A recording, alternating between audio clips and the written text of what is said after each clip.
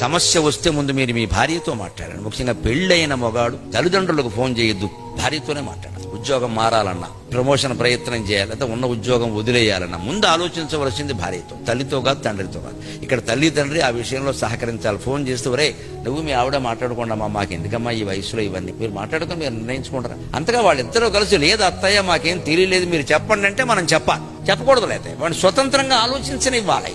తల్లులకు తండ్రులకు నమస్కారం పెట్టుకోతున్నా, కానీ తల్లి మనస్తత్వం తండ్రి మనస్తత్వం ఎలా మా వాడికి ఏమిటో 40 ఏళ్ళు వచ్చినా కూడా నన్ను అడగకుండా ఏ పని చేయాలంటే దద్దమ్మ అని అర్థం. అమ్మ అలా చెప్పడానికి సిగ్గుపడ. గీత దాటుడు దాటాలి. 40 ఏళ్ళు వచ్చే వాడి గీత వాడు గీసుకోవాలి. ఇంకా మన గీతలు ఏమిటంటే ఇక్కడ మనకి యమధర్మరాజు గీసాడు గీత, వీఆర్ 82. ఇంకా పెత్తనం కావాలి. దీని పెత్తనం అనరు, మమక లేదండి అది పెత్తనం. వాళ్ళ కాపురం వాళ్ళని చేసుకోని వేలెట్టద్దు, వాళ్ళ నిర్ణయాలు వాళ్ళు తీసుకోవాలి. ఈ తల్లి ఎంత తెలివైందో ఆ భార్య ఎంత తెలివైంది. స్త్రియో హి నామ కల్వేత నిసర్గాదేవ పండితాః.